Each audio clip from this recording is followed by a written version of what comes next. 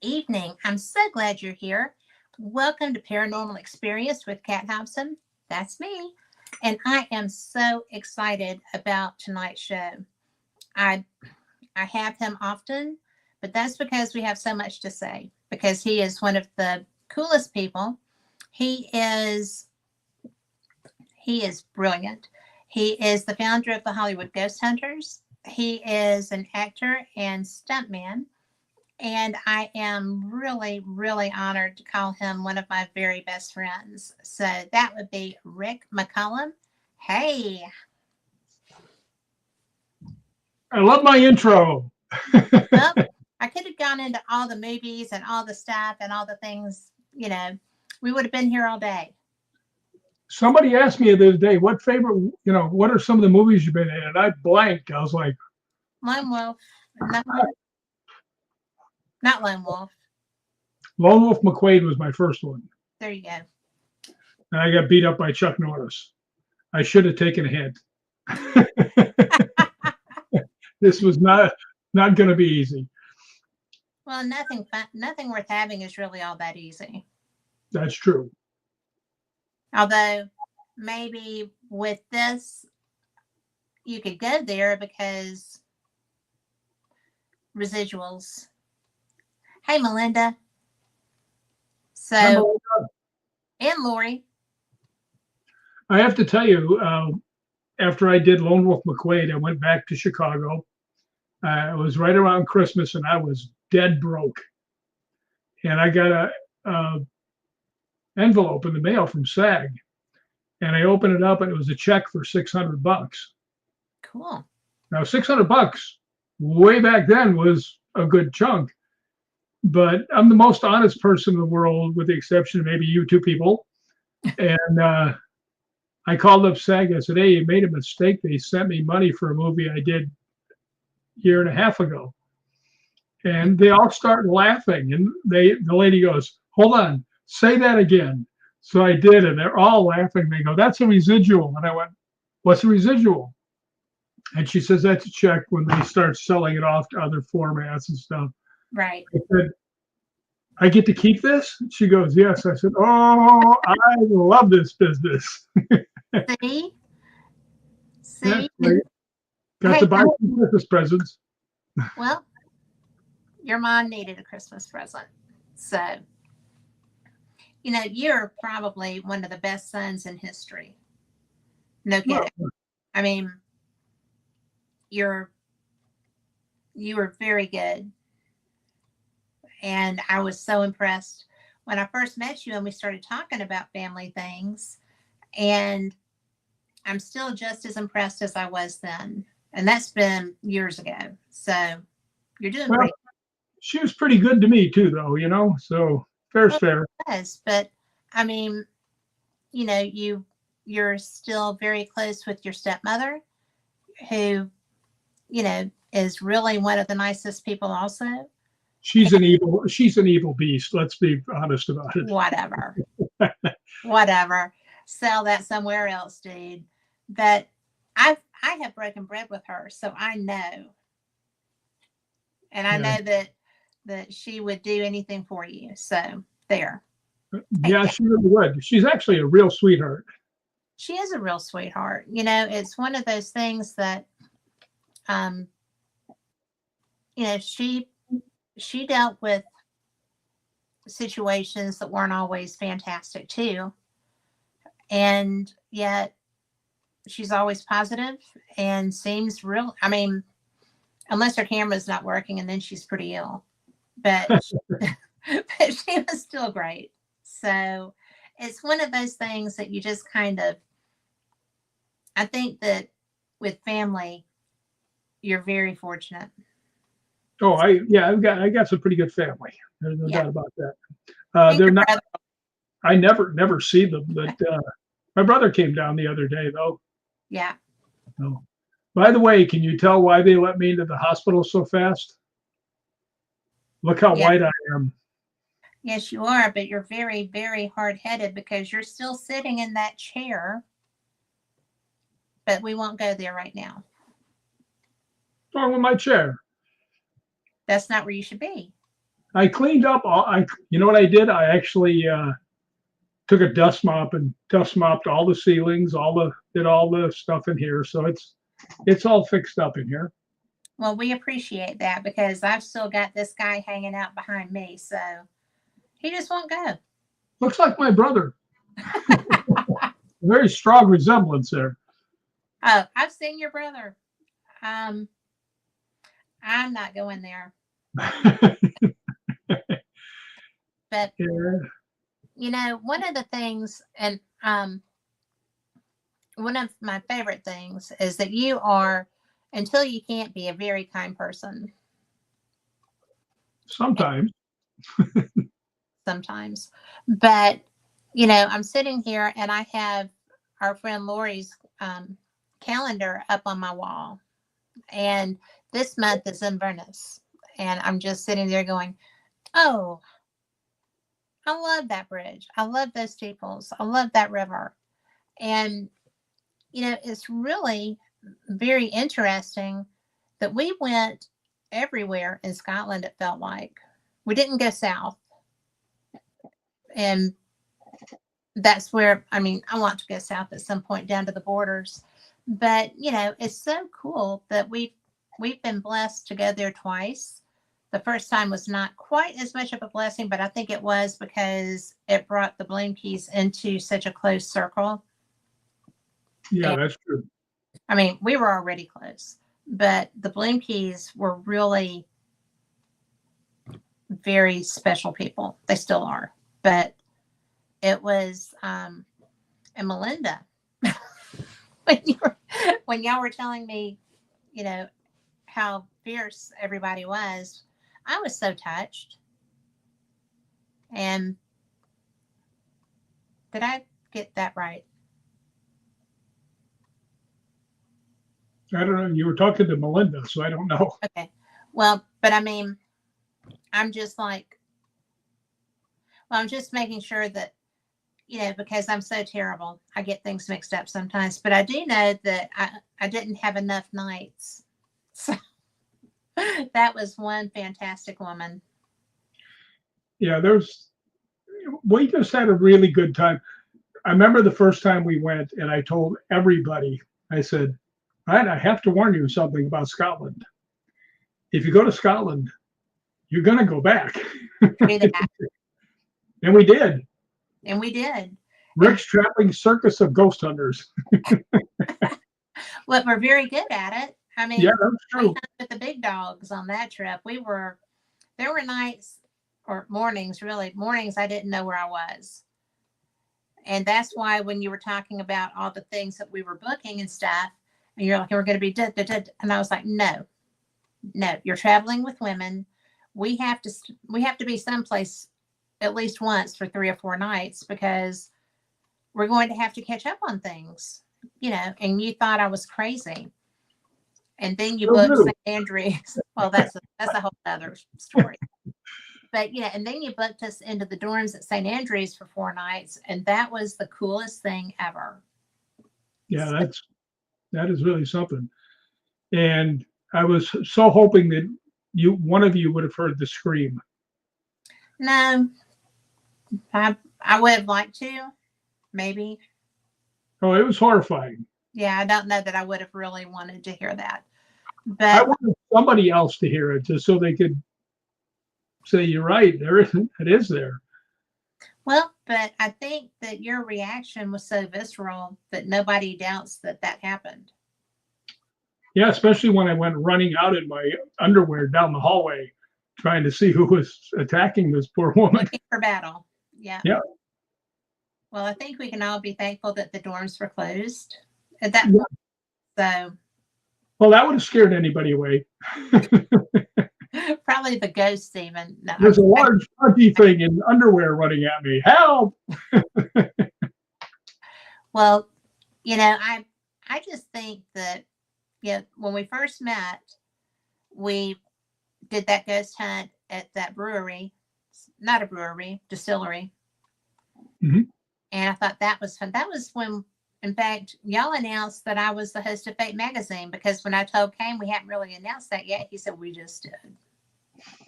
But yes, sir. So good job, dude. So Yes, we did.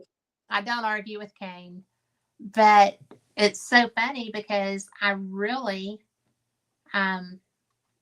I really had so much fun, and that was such an instant friendship that I really cherish that. Just so you know, Well, and I'm the I'm not same just way. saying that because you look like the color of your blinds behind you, but I, really, I mean, it's been years, and I enjoy our friendship every day. Every time we talk or message or whatever, I'm thankful you're my friend. Well, right back at you. I mean, I would be the loneliest person in the world if I didn't have you for a friend. Nobody talks to me. It's like, yeah, way goes, I guess. But I Well, got one good friend. That's all I need. you've got more than me, and you've got a couple of them are the ones there in chat too. So, but and now you have David, you have me, you have That's David, true. you have my dogs. I mean, you have you know vicarious pets even. So it's a good day. Oh, by the way, I got a message. I can't tell you who it was from, but it just said, "I hope you have the best day ever." I like that. Yeah, and I still haven't seen the dog. Well, there's that. Get that dog up here. And Melinda said Scotland loves you too, Rick. You know, So, I feel at home there. I mean, I'm. well, It's yeah, either you do or you don't. I think that Scotland is haste you back is a real thing, and it's a genuine wish. And I think that I didn't really believe you when you told me that if you go, you're going back. But I even with our trip coming up, I'm like, how can I get a couple of nights in Scotland on the way there or back? Because David has all the dog responsibility. Hi, April.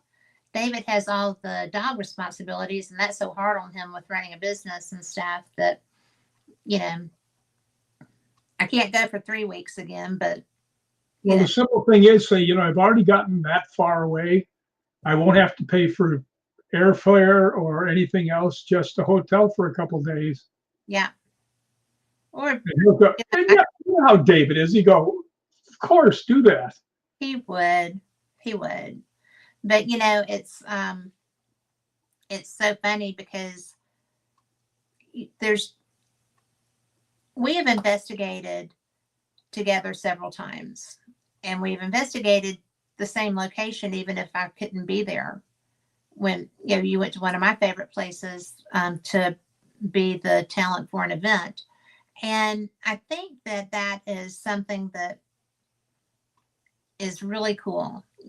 When we were in Scotland and you had your big kaboom, that was the coolest thing ever. But you've had a lot of really good activity and a lot of great places. And outside of It's funny. what? I don't know why, but spirits just seem to like me. I don't Well, know it's why. in the title of your book. Well, that's true. I mean, I go out wandering around. I mean, I heard somebody run up behind me the other day. Yeah. I mean, I've heard a woman hollering my name for 2 years, and they finally told me who it was. And the two very good psychics told me the same name. Mediums. Yeah, Lee Dunn and Heather Besser, both Yeah, of them. two of the best I've ever met. Yeah, they nailed it just without question. Yeah. But yeah, I just love Scotland. Somewhere along the line, I had something to do with Scotland. There's no doubt about it. Oh, please. Well, and it was a very long time ago, and you were around Roslyn. So there's that. Yeah, that's very, very possible. And my buddy, when he instantly decided he liked me the first Yeah. 10 seconds we met, it was like, wow. That's still the ending of that story is still amazing. You want to share it, or you want to? tease people with that? Well, I can tease a little bit, and I'll let you share it. When we went back to Scotland, my friends from Scottish Paranormal, which I happen to be a member of, and I'm going to brag a little bit, I'm in their Hall of Fame. The reason I always bring that up is because I'm not in any other Hall of Fames. So, You're well deserved for that. but I do think, and you probably do too, that they're the best ghost hunting group there is. Yeah. Yeah, they're amazing. But they were doing a thing, and it was called the Americans Come Ghost Hunt with the Americans. Come hunt with the Americans, indeed. Yeah, so we went out to Balgony Castle, which is where the Laird, my friend, was there. Now he had passed away just not too long before. Yeah. And I was kind of sad about the whole thing because he was my buddy, right? But we get out there and they gave us a room I'd never been to. It was a museum. I'd been to all the halls and everything else, been through there so many times. And then they asked us to go in this other room. And I was like, I was kind of, I was kind of let down about it, because it was small. I've never been you were there. surprised because you expected to be in the chapel or somewhere. I expected to be in one of the major rooms, but when we got in there, we set all of our equipment up, and we had everything in the history of ghost hunting that could light up around that room. Mikey was up there with his cameras. You were there with your cameras. Lori was there with her K2 meter. I was sitting there with a K2 meter. I mean, there were interviews all over the place, and the REM, Mikey's REM pod. We had, I don't think Lori had her SLS, or did she? I had my thermal, but I was only running my digital, my camcorder at the time, because I had a night vision camera, and that was a bust. But I did get some footage, but it was so frustrating. But yeah, Melinda was in that room. Yeah, the thing that was so strange about this to everybody who's listening, like I said, the Laird was a dear friend. And I'm sitting there and I introduced my group here to the people that were going to ghost hunt with us and told them what equipment we had. Yeah. And I said, are there any spirits here with us? And I'm looking at my K2 meter and it locks on 5, just locks. I've never seen that before. And I look over and Lori's is locked on all 5, right? I'm like, wow, there's some energy going through here, right? And when I said, are there any spirits here? I look up and you were looking at me. Mikey's looking at me. Julie's looking at me. Lori, everybody's looking at me. And I'm looking around. I'm going to stop you because that was not when we all started looking at you. What was funny was when you said, oh, look, there's someone here who's obviously familiar with the equipment. And I don't know who this could be. And everybody's like, hello, dumbass. Did not call you a dumbass. No, I did. I called myself a dumbass after realizing what happened. But all the equipment went off at the same time. It just all as high as it could go. It just boom. Yeah. So it was amazing. I've never seen anything like that in all my 50 years of ghost hunting. That kind of response. It was amazing. Well, and the REM pod. I mean, this was not my first rodeo either, right? Yeah. And sitting there, and my camera keeps shutting off. I think in Mikey's video there were 9 shutdowns, battery drain shutdowns, and my batteries were full. And every time I turned it back on, they were full. So that was a trip. But everything's going off. Every K2 is just going insane. Mikey is sitting there, filming everything with eyes the size of, 2 order of grits. And I'm just like getting frustrated, but I'm looking, and in Mikey's video, it doesn't really look like this is the way it was happening. But from where I was standing and, sitting, that REM pod looked like the electricity was climbing the antenna. And I'm just sitting there looking at that, and then I'm looking at you like, hello. And you're like, well, you know, this is somebody that's familiar with this equipment. And I'm like, Rick, you know who this is? You know, We need to see this from Melinda. She just put we down, need she to says, I sit believe, I, because she has not shared that. So yeah, I'd love to come see. on, Melinda, start sharing here. What's going on? Yeah, you be putting that in some messenger, girl. But the thing that got me was when it dawned on you, everybody was kind of sitting on the edge of their seats going, I know he's going to get this. Yeah, eventually. Eventually. And when it dawned on you, it was just like, and it Do you was, remember what I said? Holy shit, it's the Laird. yeah, it is what you said. And, but, before you even got there, Mikey's like, my REM pod don't do that, bro. And, I'll send you one tonight, Melinda. But, it was just so bizarre because everybody knew, we all thought that he was going to reach out to you. We had talked about that, and I think that was one of the reasons that you really wanted to be in one of the other rooms. But when Stuart came, the new Laird, when Stuart came and gave us the tour, because he had asked me if I wanted him to talk to us about the museum, and I was like, well, yeah, because I need to know what's in here so that if somebody asks, I'll know the history in here. And everything in there was stuff from the property. The Laird's workroom was right behind the door behind you, or behind Mikey, or behind you. And, you were sitting right in front of the model of the castle that Stuart and Raymond had made together. So it was just really very special. Everything in there was special to the Laird. And so I think that's why we were in there, because that was his space, other than his bedroom. That was his space. And they wanted, and all of them knew, all of them anticipated that something was going to happen too.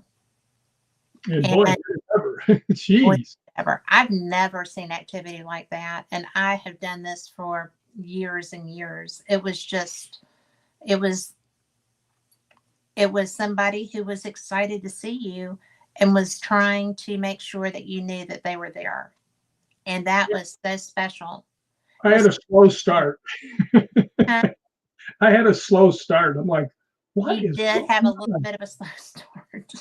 You know what was really weird about that? We had 3 more groups that came down to ghost hunt with us because we would be there Yes. like 45 minutes to an hour.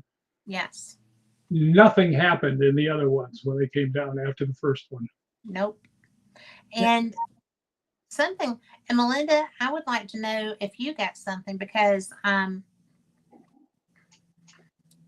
people were like, well, Greg said that there was going to be a code. The Laird had a code word that he was going to say. And I have one. We have one.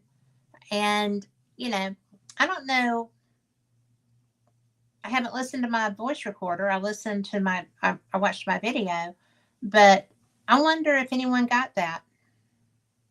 I haven't heard anyone say. Melinda, do you know, in chat? So, Yeah, that was amazing. that was the most amazing. Oh, and Melinda, my email is the name of the show, Paranormal Experienced @gmail. So there you go. But it was really the most, and that group was like so excited. I was so sad that didn't happen with the others, but he had kind of done his thing. He had let you know, and he was off to more adventures, maybe. Well, when we were there before, you and Laurie and had already gone. Mm-hmm. It was me and Jay and Kathleen and Mikey, Mm-hmm. and we're back in his room, and he's laying in his hospital bed that that he had for thing. And he's introducing everybody. And I got my head down. I'm just staying out of the conversation so he can talk to everybody. And I figured, I was wondering because I hadn't seen him for 2 years and he was getting older. And I was like, geez, I wonder if he's going to remember me. And he looks up and he sees me and he grabs my hand and yanks me down and whispers something in my ear. Yeah. I sat there and I went, I got to go outside. There's a lot of dust in this room. I didn't fool anybody. No, didn't fool you didn't anybody. even fool him. I mean, hello. Yeah. But But, God, I wish I knew what the connection was between the two of us. well, you know what the connection was between the two of you. Well, I've got an idea, but it sounds too self-aggrandizing to even bring up. But I think it's probably the case because I've always had the feeling about that certain group. Just it. Yeah, It Knights was in the Templar. newspaper. Yeah, the Knights Templar have always gotten my attention. Yes. And there's more to what the Laird was for sure. I mean, Yeah. and you know what? You're the only one I told the secret to. Well, and it will be a secret, period. Well, it won't be a secret now. We wrote a thing for another magazine. Well, yeah, but I mean, it wasn't something that ever got shared. No, not really. No. But you knew that, or you wouldn't have told me. Yeah, never got shared. Mm-mm. But I had to tell somebody. I couldn't keep that in. I mean, for the people who are listening, It was a big secret. yeah, he had told me just as I was leaving. He calls me over the first time I met him, and he says, "Can you keep a secret?" And I said, "Yeah." Something a lot of people don't realize is I had my godfather growing up was actually a godfather, so we learned a long time ago to keep secrets. Yeah, but I said sure, and he tells me, he says, you've got this thing about the Knights Templar, right? As a matter of fact, he told Gregor, if I read what he was saying right, that he says about Rick, he's got a connection to the Knights Templar. So I think that might have been what happened. But anyway, he just says to me, he goes, I know you like the Knights Templar. He says, and I don't remember the exact number. I think it was like 227. He says, there's 227 living Knights Templar in the United States. And I'm like, what? I said, how do you know that? And he smiles at me. He goes, because I'm in charge of them. Yeah. So the last time I went back and he was real sick and I knew I wasn't going to see him again. It was very sad. And he asked me, I started to leave. It was just me and Gregor, the only two there. And Gregor, by the way, is an amazing guy. Right? He is an amazing guy. And the whole group of those guys are amazing. But I start to walk out and he goes, Rick. So I come back and he goes, I didn't tell you the whole secret. And I was like, wait, there's more? And he goes, did you tell anybody? I said, no. And he goes, there are actually Knights Templar all around the world. Yeah. And once again, I said, how do you know that? And he looks at me and he goes, because I was in charge of all of them. Yeah. Which, I mean, that hit me like a punch in the stomach. It means that I'm standing here talking to the Knights, the Grand Master of the Knights Templar. Exactly. I mean, and I never wanted to say anything, and I would have said anything about it at all, but it alluded to the fact in his obituary. Yeah. Which really is astounding. Yeah. That was in his obituary. But, it's really, I think the mystery is only, or the secrecy is only when you are active in that role. Mm-hmm. But I treat that organization very carefully because I've been in some places that the activity, both Masonic and Templar, the activity was so strong that you did not want to do something to irritate it. And I'm very careful. I was Yeah, in, I don't think the Knights Templar would be a group you'd want to piss off. no, not at Yeah, all. And the others aren't either, yeah. because they're they were very aware of the occult. But we did have a question for you from the Bill of Rights Network that said, "How close did the fires get to you?" They pretty much surrounded me, Yeah, to be honest to you. But I happened to be in the hospital when all that was going on, so everything was you okay. went right as they're coming down into Burbank. I'm sitting there sweating bullets, freaking out. Now there's nothing to burn in Burbank. It's all It's all concrete. Yes, I know, yeah, but so were some of the other areas too. So yeah. were primarily concrete, not all concrete. So I was in a good spot, and I mean, if I got burned, there was a doctor there. So Can't gotta go look at anywhere, gotta man. look at, gotta look at the the good side. Yeah.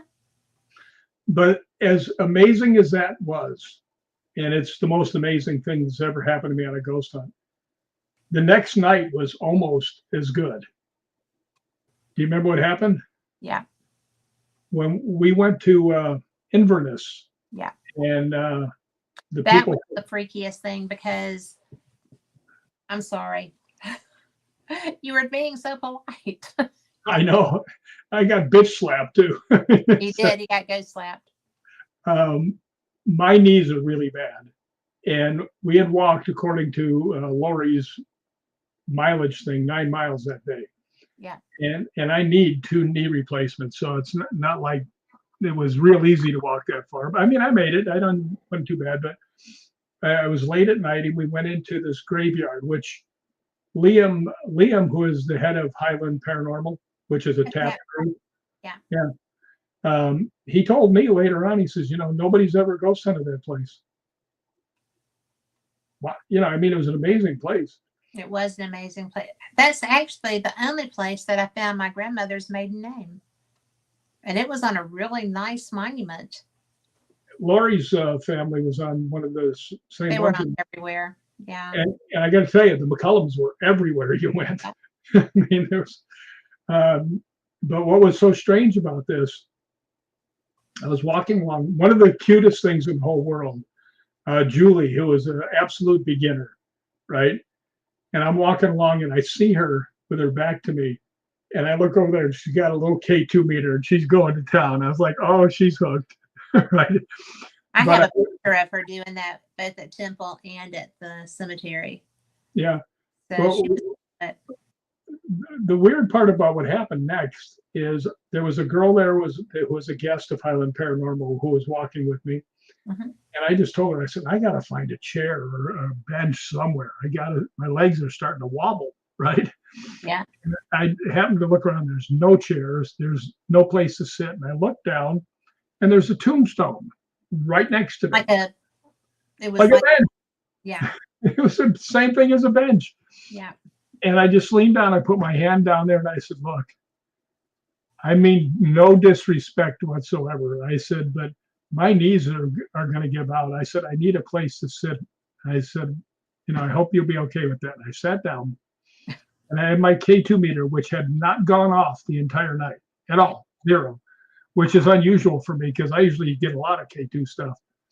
But I sit down and it goes 5 lights, bam, instantly, right? Yeah. And the girl looks and I looked and I went, is that you telling me to get off of your thing? Bam, 5 lights again.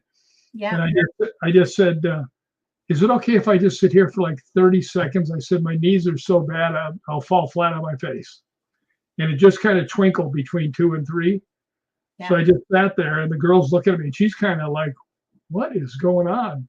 Right. And then it goes all 5 lights again after about 30 seconds. I said, do you want me to get off? Boom, 5 lights again. Yeah. And she's looking, I said, if you give me all 5 lights again, I'll get up and leave. Right. Bam, instantly. And she goes, what are we going to do? I said, I'm getting up. I turned around, I put my hand on there. I said, thank you for letting me sit here. So if I ever get to go back, I'm going to go back and talk to him again without sitting on him. Yeah. But I mean, you talked about, instant, bam, bam, bam, bam. It was amazing. And I actually told Kat this. And she came back with one of the best replies ever. Uh, this was the day after what happened with the Laird. And then this. And I was like, I just looked over and I said, I think I might quit ghost hunting. And you said, you're never going to do that. And I said, where am I ever going to find two pieces of things, evidence like this ever again? Yep. Right. And she just looks at me and she goes, no, you'll keep ghost hunting because now you know.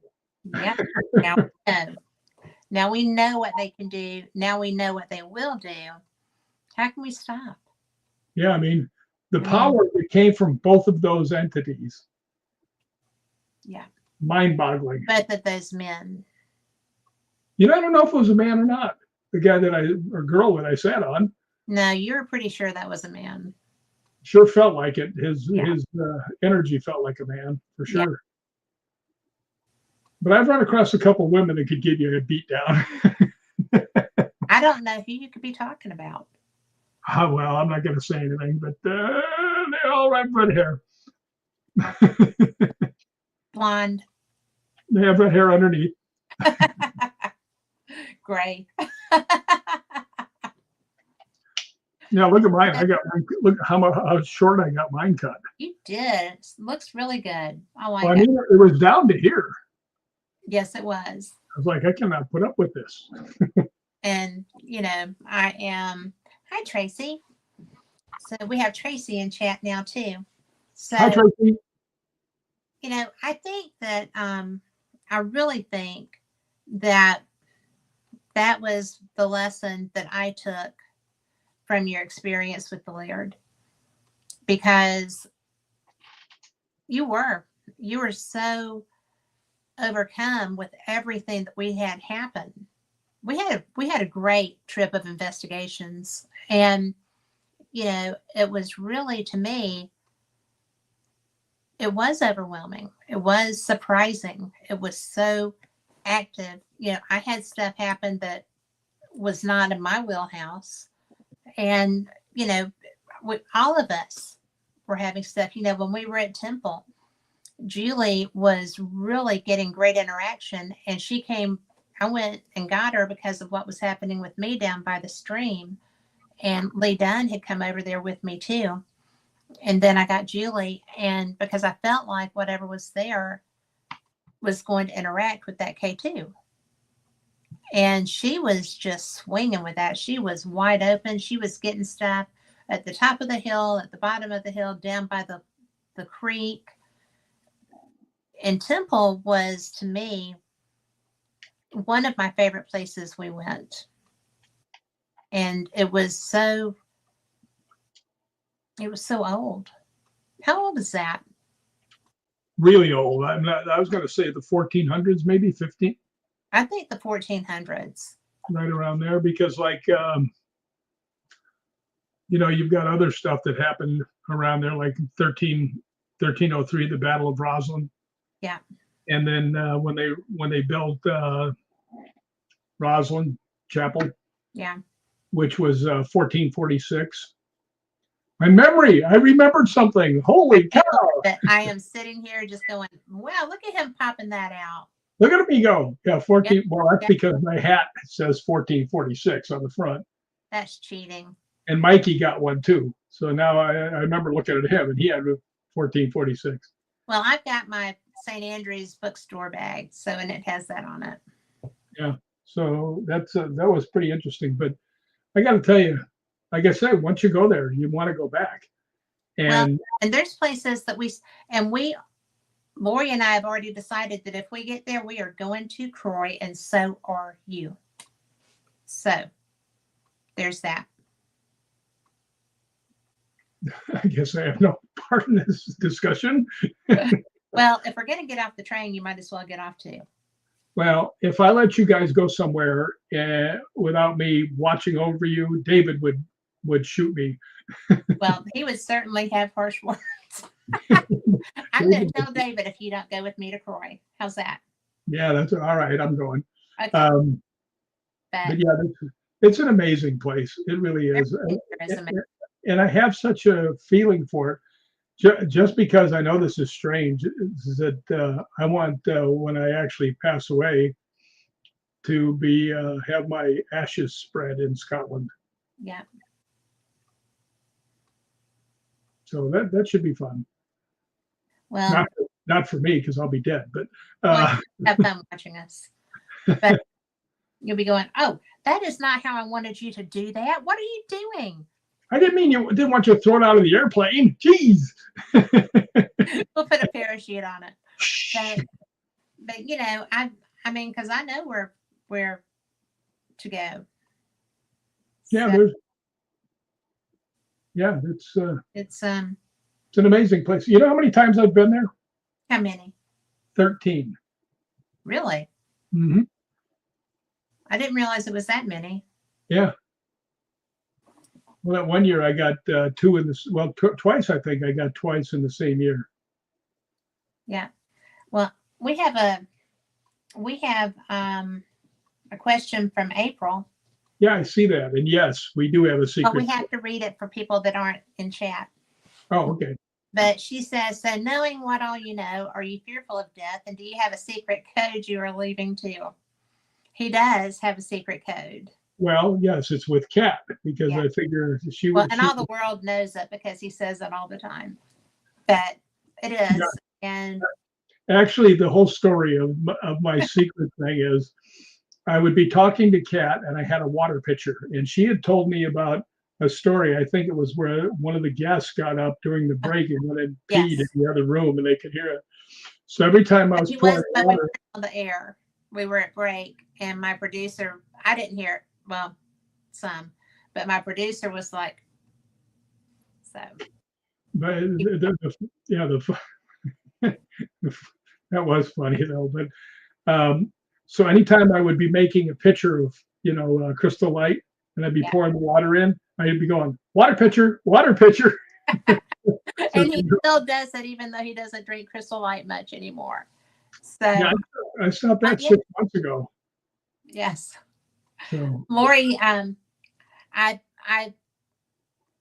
made Lori a lady in Scotland. We're both ladies, and she is a landowner now. So I've got two. Well, we have one each. Yeah, I got both of mine were gifts. Yeah. Well, hers was. So hello, Jeremy York. Hi, Jeremy. So wait a minute. I got to get up. Keep looking, Jeremy. Keep looking. Oh no. There you go. That would be the book that Jeremy York nominated you for Paranormal Book of the Year over. He's the guy. Yes. And by Jingo, you won. Yeah, but that just shows you what bribery and deceit can you do for you. You can't do that when I'm taking a swallow of tea. So he loves your shirt. So get him one.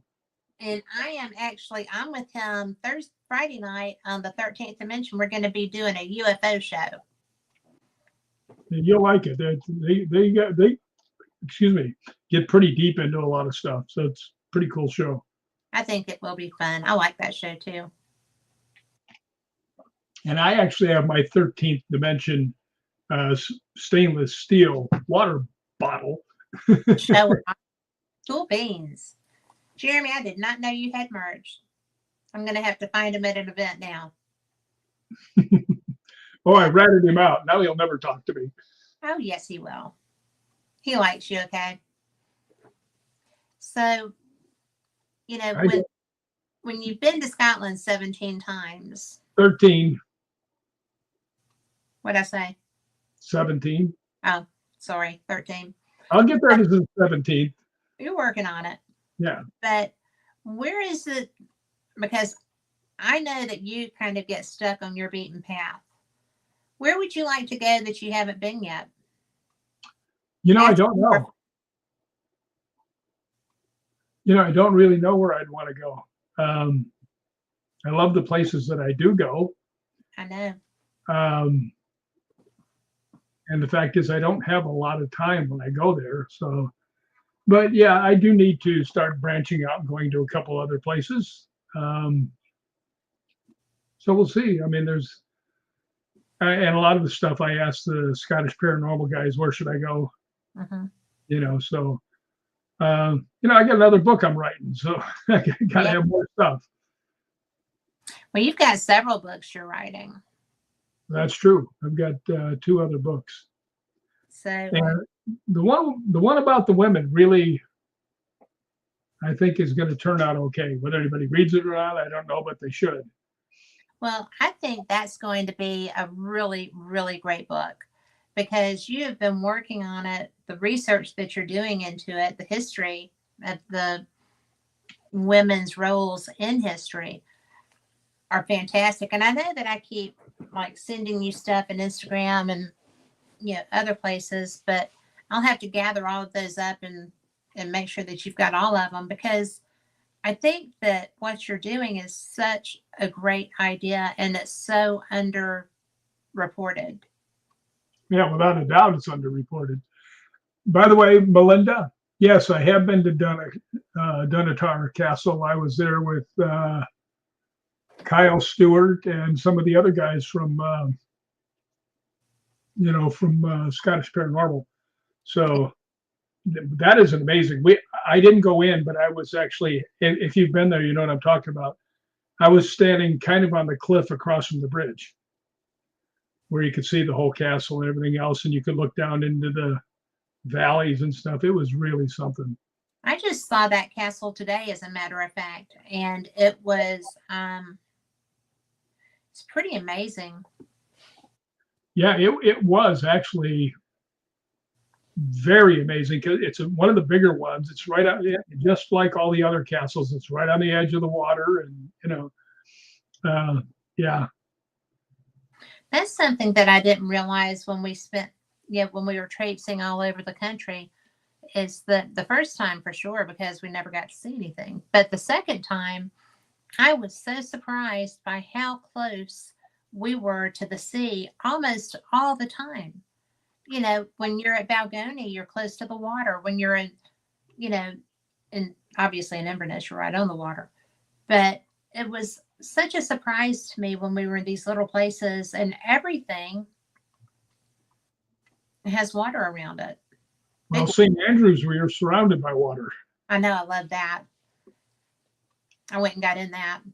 So That little beach, I don't know why, but it calls to me. I've sat down there for hours at a time. I could do that. Just me sitting there. And a lot of times I have people come up, sit on the bench and talk to me. So that's kind of Yeah. cool. Yeah. Well, you sit at the harbor. I could do that. That's a really incredible place. Yeah, there's just something about it, the vibe that you get from the place. Well, when you think about all the people who have come and gone there, come home from the sea, gone to sea, it's really kind of easy. It's very natural feeling. You just Yeah. get such a nice laid back feeling. It's like, It's I can do this. that place is home. Yeah. So it's a great place to stay if you're there in the right time of the year, Yeah. because they only open up the university during the summer months when there's no classes. Yeah. So, And that's a great location. it's a fantastic location. It's right across the street from all the big name hotels that charge $400 to $500 a night. Yeah. And Yeah. I think I paid $85 a night, or I might have done 110 a night. I don't remember how much it was because I didn't really care. Don't Well, tell. well, I'm old and I'm running out of money, so I have to make sure how much it's going to cost. Well, but it was the breakfast was great. I finally, when we were in Paris, I learned from one of the people that worked in the restaurant at the hotel how to work those coffee machines so that I could get a coffee that I would not, bleh, from drinking. And she said, if you like a latte, just get a cappuccino and sweeten it. And so that's what I did at every place we went that had those. And, you know, St. Andrew's cafeteria, it's a wonder any of those kids can fit their clothes at the end of their semester because that was good food. Well, not only that, the people behind the counter were so nice. They were so, so nice. And something else that surprised me because there's really, as I learned from the air stewardesses from Amsterdam, that they have their own sandwich. They have a national sandwich. And when I said I couldn't eat that because of gluten, she said, "Oh no, UK bread. You can eat, if the EU doesn't allow, Monsanto products, you can eat anything we have." And I did. But yet gluten-free bread was something that was in a lot of places in Scotland. So that was pretty cool. Well, my favorite place to eat in there, one of the places was Five Guys Pizza, which I didn't get, never got pizza. I always got the burgers.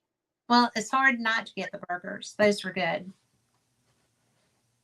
So you're talking in Edinburgh, right? Yeah, it's right. It's Yeah, right next. great burger. Well, it's right. It's right next to Motel One, where we stayed. Yeah. And what's so cool about the Scottish people? There was a lady there that was roughly 65 years old, Yes. who was always up at the front.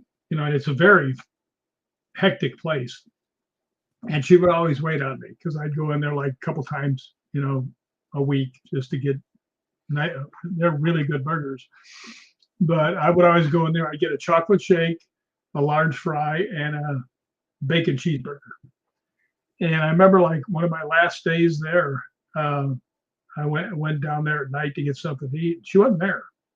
I was like, oh, that's too bad, because she was real nice lady. And I thought, you know what? I'm going to save some money here. I'm not buying the extra large fries. I'll just get the burger and the burger and the shake. Right. So I'm sitting there and I look up and she goes, I hear, psst. I look up and it's her. She just came out of the back, right? And she hands me the bag and I look inside. There must be 58 pounds of fries. They forgot to put your fries in. I said, I didn't order any. She goes, that's okay. I did. So they're so nice. They are so. And it was really everybody that we met. Yeah. J. Craig Miller is probably one of the most dapper and charming men that I've met, and he's so kind. No, he really, really is. Yeah. Another person that he and I instantly liked each other. I don't know what's going on over there. These people need to, get a little more discerning. Well, don't say that. I like you. I'm discerning. Well, that's only because I told you about the water pitcher. Yeah, because I wouldn't have talked to you if you did. After being traumatized by that guest. It turned out to be nuts anyway later. He wasn't at the time. That was just and I would never say who that was, but it was just like, turned out to be a putz later. So that was okay. Should I have killed him? I handled it. Not surprised. Does not surprise me. No, just rude. So that doesn't usually go over very well with the Scottish people. Or this person. So, yeah. But I have to tell him my ascent into heaven story. Yes. Laurie and I and Kat were all walking along up near the castle, Edinburgh Castle, and they have these big cement pylons that are like this. Well, like it's the grass market. It becomes a pedestrian walkway. Yeah, they don't want anybody running over the people who are sitting out there eating lunch or anything either.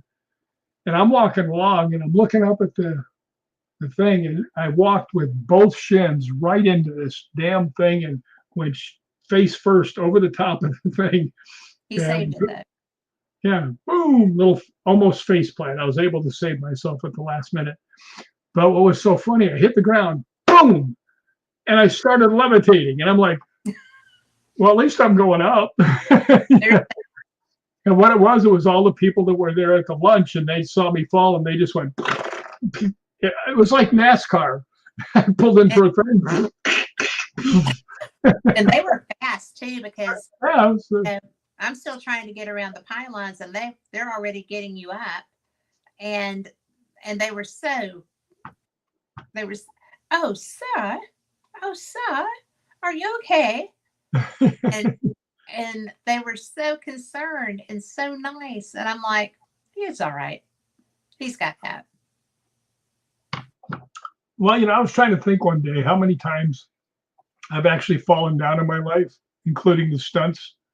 And when you figure a lot You of can't times you count do, the stunts. We'll be here for years. no, I mean, if you counted the stunts, I mean, going off the hoods of cars and downstairs backwards and all that stuff, that God, it's got to be well over 1,000 times. Oh, I'm sure. I tell you, some of them put an owie on old Rick. Just, Well, the crashing head first into the barrels, that was, yeah, but we were only going 20, 25 miles an hour when I got thrown off the hood of the car and into the barrels. oh Yeah, my, that oh, one, that one left a mark. But I will tell you that something did funny. have left a mark. That was crazy. Well, what's so funny is that when you're doing stunts, if the crew thinks you're going to get hurt, they all show up to watch. True. Now, I'm going out there, and this whole scene was I was a werewolf, and I was in a werewolf suit, and I'm supposed to jump on the hood of the car and break the windows and reach it and try and grab these people out. And the guy takes off going backwards 20, 25 miles an hour, and then say this is the car, right? And I'm over here. He goes taking off, and as he gets right into the barrels, he goes and just launches me Yeah. even faster into the barrels. And I go on there head first and shoulder first, and the barrels start flying like bowling pins. Yeah. And they keep flying and hit me in the head and in the ribs. And I mean, every boom. I felt like Mike Tyson was mad at me, right? But man, when I landed on the ground, I was like, oh no, that hurt. Right? But what was so funny is this one actress came up to me, and Andrea Bogart, real sweet girl, one of the leads, and she came out just before I was taking off to do this, and she goes, "Rick, are you going to get hurt?" And I went, "Yeah." She goes, "How bad?" And I hopped up on the car and I turned around and I said, "Let you know." Oh, I'll let you know in a minute. And the car just goes. Yeah, that was. And here's a funny one. My friend Richard, who was the I did. director. After I went bashing through all the barrels and stuff, I'm laying flat on the thing because the car takes off. And they don't want to see the werewolves. So I'm laying flat. And everybody comes running over because they think I'm dead, including me, right? And I'm laying there. One of the guys that happens to be in Hollywood Ghost Hunters, Robert, who does all the special effects stuff, he comes over and he's taking off the helmet. And there was a part in there where this one barrel flew up and the edge of it hit me dead square in the ear and just cut open my ear. I could feel the blood coming out of it. Right. And I'm laying there and he's taking it off real careful because he saw me go head first into the barrels. And I'm just laying there. Richard comes running over, right? And he goes, "Oh my God, are you okay?" I was like, "Well, up to my waist so far," right? And they're getting off the mask and the helmet that was there. And it was so weird because I knew they would see the blood coming out and think that I had hurt my brain, which is be really hard to find, much less hurt it. But they pull it off and there's blood coming out and they're all going, "Oh no, oh no." And I said, "It's a cut. One of the barrels hit me in the ear," right? So they started looking. I said, "Oh yeah, it's a cut." And I said, "Yeah." So Richard looks at me and he's still real concerned because I really blasted into these things, right? Right. And he looks at me and he goes, "Are you okay?" Right? I said, "Will you just say the three little words I really want to hear?" And he looks at me and he goes, "What three little words are that?" I went, "Perfect, moving on." And he turned, that's when you know that they like the shot. Right. And he just turns around, looks at the crew, and he goes, "Perfect, moving on." Let me play there. Go, "I love you, man." So, yeah, that one hurt. In the can, be done. The other one where I went off the mini tramp into the steel wall and landed on the concrete on my head wasn't much better. So the fun part about that. Landing on your heads explains a lot, though. Well, either I have a very heavy head. Yeah, boy, I hit that thing so hard, the door went flying backwards. I mean, somebody asked me about me and Kane when we do stunts, Mm-hmm. and they said, "Well, how do you do it?" I said, "Anything we do hard." Yeah. And I said, "Is if somebody tells us to run into the wall and the wall's still up, we're going to get pissed off." Right? So, yeah, both Kane and I were known for smashing the hell out of stuff, Including each other. including each other. Yes. Well, really, to me, it's really interesting because I've never seen you work in that area, but I know how you do everything else. And it's like, yeah, no wonder he got hurt. I can see where this would happen. Yes. So it's not a surprise to me to know that, there have been things that, like the North Carolina, when you were filming that show on the North Carolina and you had to go down the stairs backwards. I think I broke my ribs on that. I think you must have. I mean, just from how you described that, that was tough. What movie was that? I don't remember.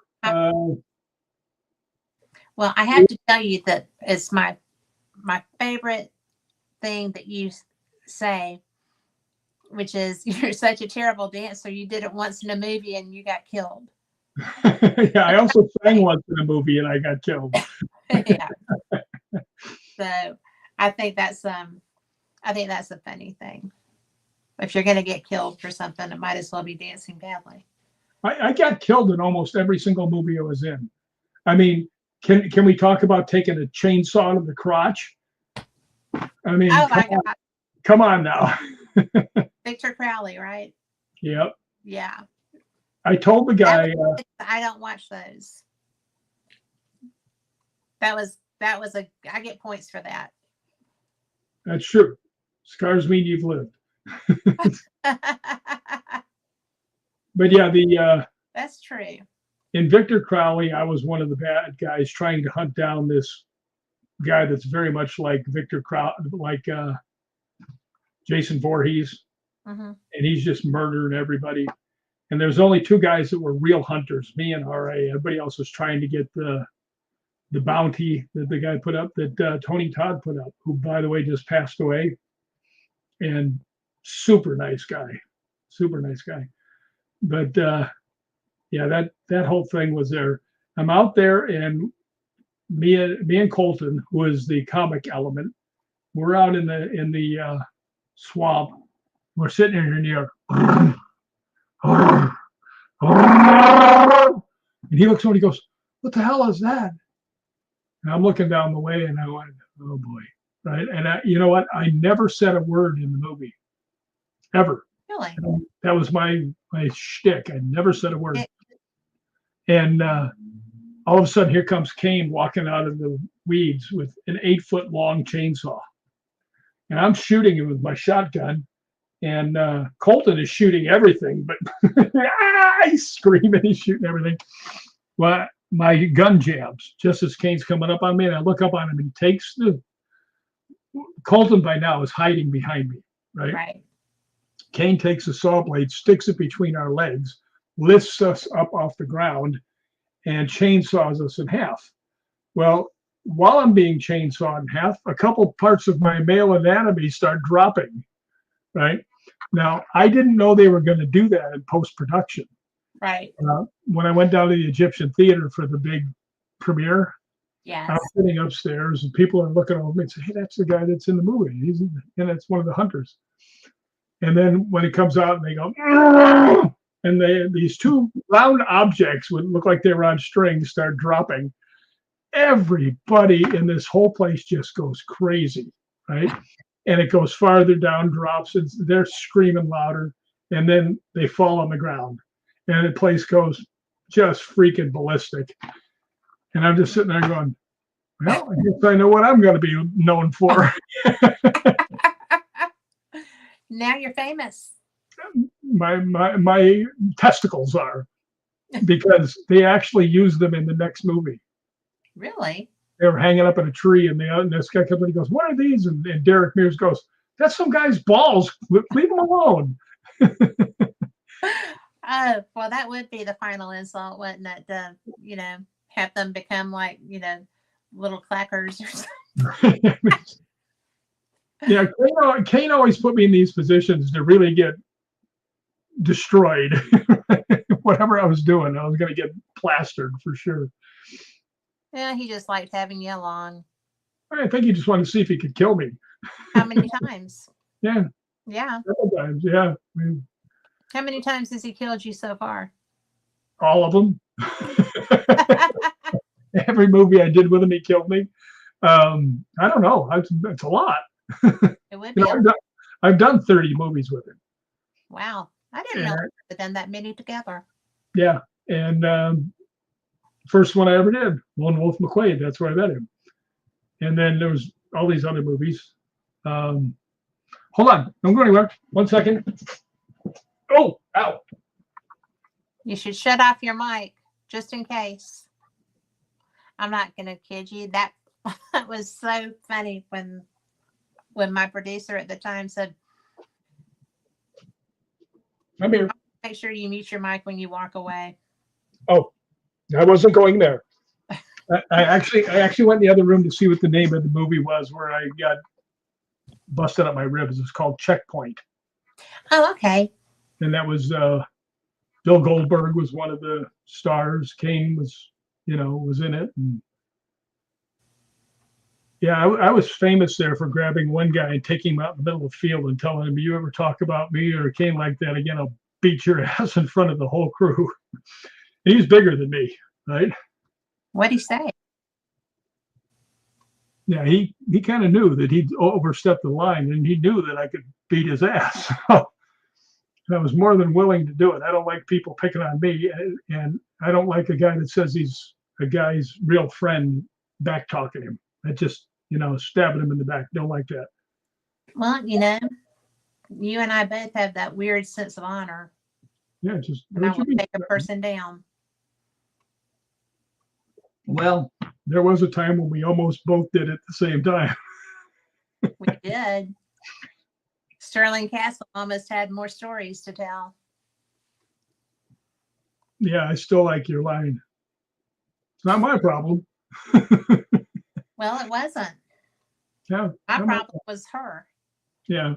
So I didn't care. Fortunately, for a woman who wasn't that intelligent, she knew when to leave. Because it was quickly. It wasn't going to be nice. So yeah, it was interesting. Well, I'm sorry. I'm very Southern, and I don't try to start stuff. But I mean, I'm not going to take stuff either. And this woman had been hideous already. And, it's really funny because because of you being the talent for that tour, I had really promoted her a lot. And I had several of her ambassadors on because I thought she was the real deal. And, it's very telling that when we got to Sterling Castle and they had never heard of us, she said that her assistant had been supposed to order the tickets. So I sent a message to May Herndon, who we're going to Ireland with in September, who is very professional and very kind and a very good human. And she told me that no, she hadn't had anything to do with it. And that's when I was done being nice. There you go. Okay, now this is the QR code. If you are watching, you can scan that right now with your phone. We'll give you a minute to get your phone out, and you can check out the tour there. Hold it up there for another minute or two, Rick. And it's just such it's just so exciting to be going with somebody that know is professional, because after that tour, it was so bad. I mean, Lori and I got left in a roadside hotel and nobody knew where we were. It was that kind of bad. But we called in the cavalry and did not run screaming out into the night. We waited until people knew where we were and what to do, and then we took a cab, went back, and all of our friends were there and got us taken care of. So it was pretty okay. And Rick gave up his room only to be put in the owner's suite because the owner thought that he was so charming and such a gentleman, as he should have been. Okay. That really got that woman mad. Yes, it did, because she kept trying to take my room. But you want to know what's so funny? That Joe Smiley is a wonderful human being and took care of us. Oh, he is. He's an amazing guy. My favorite part was when you said, we want the room for next stage. And this evil woman goes, I'm the one running the tour. She says, I understand you have an opening. He goes, no, we don't. Somebody already booked it. And she looks at him, she goes, who booked that room? He points at me and goes, he did. Yeah. But if you save a damsel in distress in Scotland, You still have that. it's always on my desk. Yes, that came from the Wallace Monument. And I had bought them not knowing I was going to need them while I was in Scotland. So I had 3 different nights aside from Mr. Smiley. And one of them was a chick. So pretty amazing humans. And Jay. I know. I said. Well, Jay, Melinda, and you. All of y'all went to bat for us. Well, you would have gone to bat for us too. So that's just Without the way that works. But the best part was the fact that all the people that were not being discriminated against because of the woman being so yuck, were so surprised to see us. And that was really perfect because, those phones started going nuts. It was great. That was pretty cool. I tried everything I could to swap rooms with you so you could be in the guy the owner's suite. Yeah. Which was, on the top of the building, and it was a penthouse, and I was going from sleeping on the floor to being in the penthouse.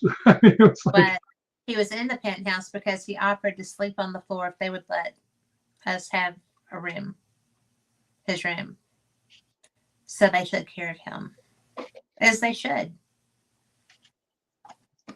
ta-da! Here's the front. Yay! Good job. And it is mysterious. No, it is so absolutely not. Never ever seek a mysterious adventure because they don't end well. But this is Secret Ireland Tours. Yes. And I will tell you that this individual is one of the most professional and wonderful women. When we booked the tour, the first tour, she was partners with the woman who wound up doing them because she, could not work with the woman. She was so hideous.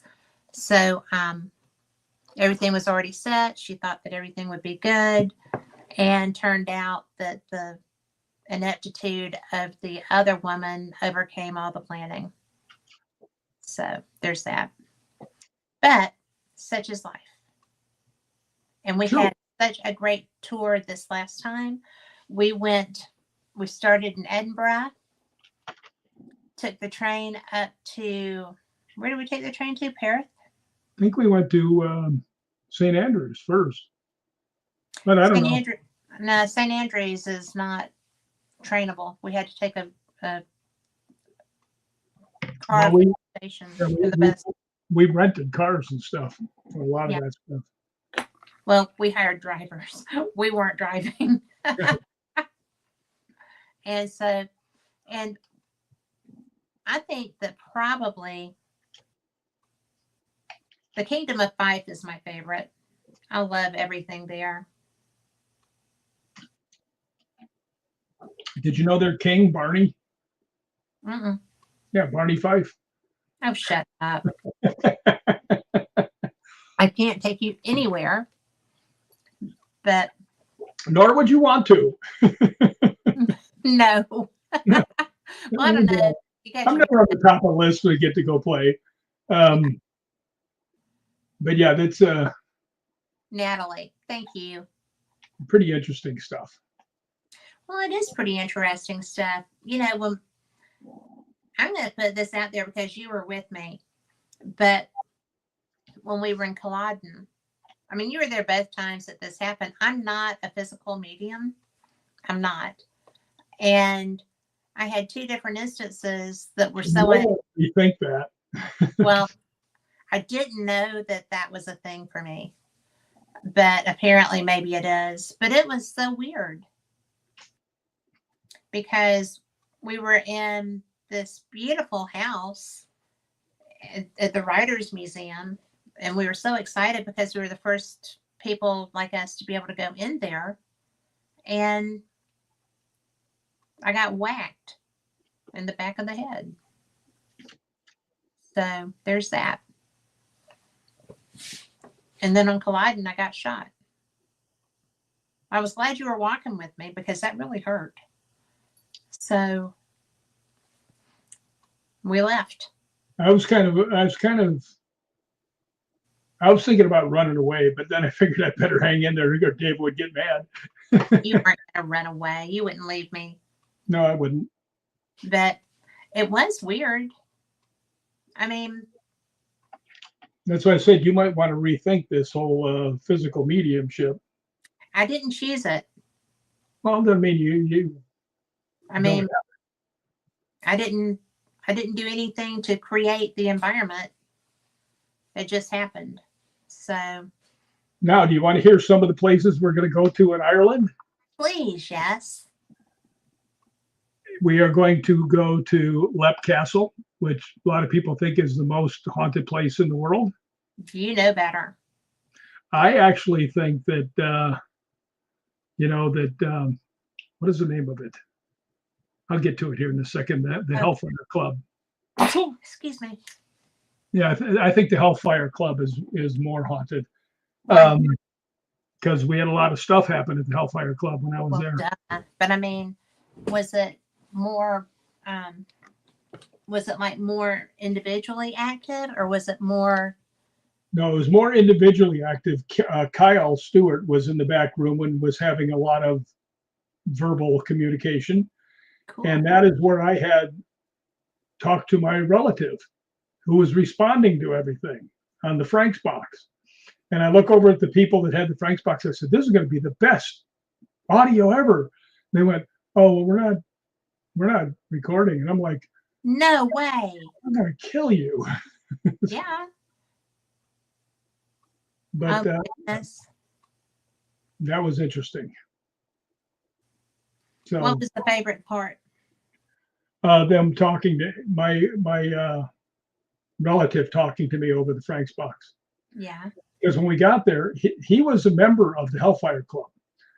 And we got there, and I think that's one of the reasons they invited me, knowing that I was related to one of them. And we get there, and I start talking, and I said, yeah, can I ask a couple questions? They said, sure. And I said, my name is Rick. I'm from the United States. I'm here to say hello to one of my relatives, John Wilkes, right? And it doesn't say anything. And I said, yeah, I just wanted to say hi. And it goes, relative? And I said, yeah, I'm your relative. And it goes, hi, Rick. Now these people are going, what the hell? Right? So, but it kept on going like that. And I said, I need to ask you a question because this will prove to me that you're my relative. I said, did you really dress a baboon up like Satan and turn him loose into the club? Right? I said, the reason I ask is because I would have done something like that. Yes. And then it for like 30 seconds, it doesn't say anything. And then it went, baboon. Now, where in the course of 3 minutes can you get that kind of interaction? I'm sold. I'm sold. All right, here's what we're going to do. You're going to talk to the people because I'm going to go talk to the water pitcher. I can do that. Don't try this at home. I'm a professional. Just kidding. But I am so excited because I have never been to Ireland at all. And it's so legendary. I know that he is planning going to places relevant to the Quiet Man. And I know that that's going to be one of his favorite things ever. But we are going to be getting into Dublin. We're going to spend some time touring around there, which I'm very excited about. I want to see the river. I want to go to Stephen's Green. I want to see just some things that I've read about over the years, which makes him crazy because that's why we're going to Croy. I read about it all my life. But anyway, another story. When we get over there, I think that I'm going to be so excited because May Herndon, who owns the business, is from Sligo, but she has recently become a naturalized American citizen. She is married to an American, so she is a dual resident. She knows Ireland like the back of her hand, and she is so truly professional. I'm looking forward to this. It's one of the things that I didn't anticipate doing, but I didn't anticipate going to Scotland either, and the connection that I was going to have there. So I'm looking forward to what's going to be in Ireland because I do have Irish heritage. I have Scottish as well, but my Irish is stronger. And I'm also Welsh. So I think that's going to be fun when we get over on that part of the world. I'm talking about May and her dual citizenship now and her background in Sligo, where we're going to be spending some time. And that you're probably going to be going to places relevant to the Quiet Man when you have your own time there. I don't think I'm actually going to go there because I found out it's would be a little more expensive than I wanted to pay for it, and there's really not that much left of it. I Okay. mean, there's still the bar is still there.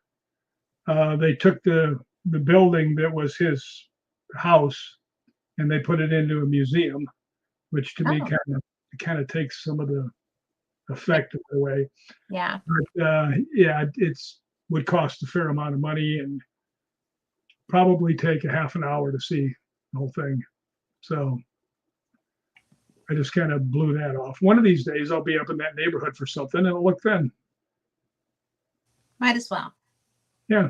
Well, she also says we're going to some other places, so maybe we're up near there on some of these. Well, let her rip, Tater Chip. Well, here's the places that we're going to go to because it says Lep Castle, Wicklow Jail. We'll go to the north of Ireland, visiting Crumlin Jail, the famous Giant's Causeway, and so much more. You visit the east and south also, visiting Hellfire Club, Rock of Cashel, Spike Island, and you will sleep in an authentic 17th century castle before you fly home. So that sounds pretty dang good. Well, I'm really excited to see Belfast. I'm really excited to see Stephen's Green and the Liffey River in Dublin. And don't tell me we're not going there because we will. And I didn't see it listed on here though. well, we start in Dublin Okay. because that's where we fly into. Well, okay then. And I mean, it's not some place that I have to go and put my feet in that river because that river flows through a city. But I know you're shocked. I'll find water there to put my feet in somewhere. Do your listeners understand this little thing that you have What? about you and your feet in the oceans? Oh. Well, it is what I do. And we just lost Rick. So while we're getting him back, I will tell you that when we were in, I like water. I am a beach girl. I get in wherever I can. And it's so funny because when we were in, there you are. I was just telling people that when we were in Scotland, we stayed in on the North Sea in St. Andrews, and we were right on the sea. And it was a beautiful day. We went out there. We saw sandworms, which was kind of like, but because I was already barefoot. But I went and I got in the sea, and it was just like, it's the reason it's the North Sea. It was cold, but I was still in there because that's what I do. I get into the water, and then we went to Loch Ness. It was a cold and gray and wacky doodle day, and I still had to do it, and I did. I got in there, and it was really fun because when I did these things, he thought I was crazy. Well, I knew you were crazy before we ever went. So, I mean, that was It's no my surprise. gift. It is what I do. But, it was like I just connect through nature. I connect through water. I'm a water person. I'm a Scorpio. And I just absolutely love feeling different water. And so now I have been in Loch Ness in the North Sea, and I didn't have to go all the way in because I didn't have a suit. Or that day at the North Sea, it was so nice and toasty. I might have thought about that because everybody Scottish was in the water. But it was just kind of a very nice, to me, it's a really neat way to kind of become part of somewhere. Well, you've got to get into the swimming pool. I do need to get into the swimming pool at St. Andrews because that also is the North Sea, obviously, but it would just be so safe because of how it's made. It's part of the St. Andrews campus, really, and it's where the kids go to swim and the locals, I guess. But there were people swimming when we were there with Gregor. When we Yeah, were there. there's always somebody out there swimming. Yeah. And it's actually in the North Sea. It is. And it's just. And the pool area is cut out of the coral. Yeah, it's pretty cool. It is cool. That's what you see a lot of stuff like that in Scotland. That's kind of what's so much fun about that. You always go, "Oh, look at that! That's cool." It is, and there was, oh my gosh, when we got to Mingus, Castle Mingus, we call it Menzies, and sorry, Greg, but they call it Mingus, and when Mikey got out of the car and turned around, he was like, "Oh my God, we're in a picture." And I'm like, "We are in a picture because the hay, the yellow grasses with the green grasses, and then the fence and the animals, it was just like unbelievable." We came through a primordial forest. It was so old. The trees were so huge. And it was such a beautiful drive in. And then in the castle was so special. They still had the molds to make all the rosettes and stuff in case something broke. They had the molds to replace them. And I love rosettes. Yeah. Well, all the pieces, not just rosettes. But what do you call it? Well, rosettes, my Aunt Yvonne used to make them for me every Christmas.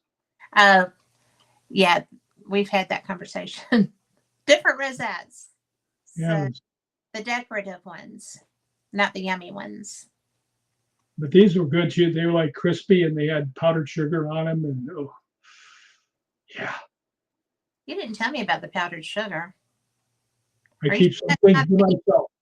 Is that not a beignet? Did you just say beignet to me? Yeah. And you really expected me to know what that is? It's like a square donut. You've been to New Orleans. Yeah, but I didn't go to any of those places that had beignets. I stayed inside most of the time. Oh, Uh, no, rosettes are circular, and they've got like things that come up on the sides, and then all the thing, and it's really crispy.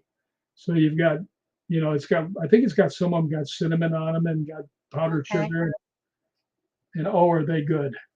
Oh, hello, Raymond. I think that's one of my favorite things is that we have so many different experiences between us that being able to share stuff like that's pretty cool. Yeah, I mean it's when you come across something you didn't even know about, it's like what? Yeah. And now you know about beignets. Yeah, it's There's got to be some place in LA that has beignets. oh, I'm sure there's 500 of them out here. I mean, all these posers we have out here, I'm sure they're all after beignets. Well, Probably, they probably don't even know what a beignet is, but they need to have one. well, they're like donuts, but they're little rectangles. They're not really little, and they're fried with powdered sugar. And there's all kinds of places to go, mainly in the quarter, but they're famous. Yeah, I never had one of those. Um, I'm good with an Oreo cookie. Yeah, me too. Just give me an Oreo double stuff, and I'm good to go. Oh my gosh, don't even start me on a double stuff. I think they should just have one without any of the stuff that goes around it. No cookie, just the stuff. Just give me the frosting. That's all I need. Yeah. Well, that would be us. Yeah, that would be us. So, I like your shirt, by the way. why, thank you, sir. I can't imagine where I got it. You must have clout with someone. And this is a small one. Is it? So I'm like, yay. But it's it gets attention when I wear it places, which is funny because I didn't expect that. And I mean, I don't just wear it to to paranormal events. I wear it around and stuff, and people are like, "Ooh, Hollywood ghost hunters, really?" And I'm like, "Well, yeah. Are you a ghost hunter? Yeah. Do you know them? Yeah." Yeah. My best guy friend is the founder of Hollywood Ghost Hunters with his best friend. So yeah, I do know him. And that's kind of fun. Yeah. Yep. I've ever told Phyllis that Kane Hodder is who, with you, because Kane is who really was like, we just did. But yeah, when y'all announced my hosting fate, that was so nice of you. You were so excited. It was. I Still was. am. Me too. You know how many times I've mentioned you as the voice of Fate Magazine Radio? I don't know how many, but I know that you do it, and I appreciate it I every do time. all the time. Whenever I say, yeah, Kat Hobson, she's the voice of Fate Magazine Radio. Yeah. And there's Lori Dorsey, who has a gigantic red suitcase. She's gonna bring it just to whack you on the head with before she throws it away. You're gonna get so much trouble. So But we had, well, she and I have had several occasions where stuff came to us, like the Pardon Me, when we were walking up Alton Hill. That was interesting. well, she is really good at getting evidence. So and getting experiences too. Now, I got to tell you, just off the top of my head, the Rick McCallum invitational only ghost hunt to Scotland. Yeah.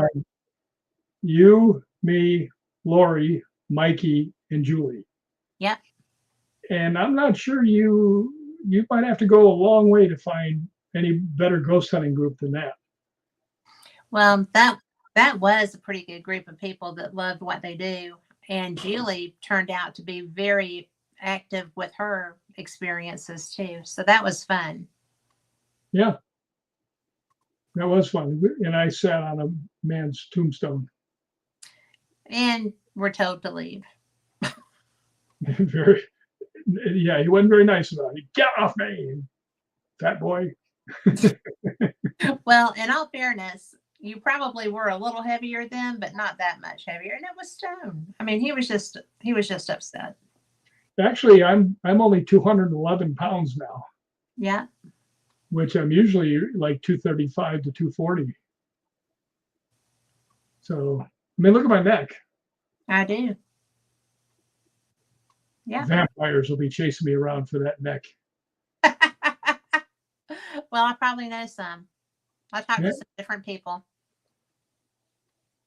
So, I look at myself there and I see how thin I am and how white I am. I'm like, boy, I'm glad they made that phone call to me.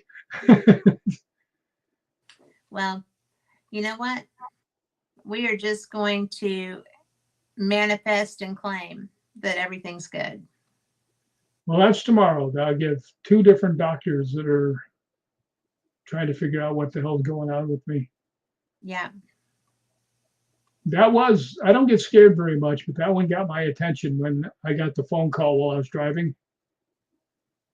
I had been in for my usual checkups where they take your blood and stuff and they know if you can still have those drugs for, the ones they prescribe for you. Yeah.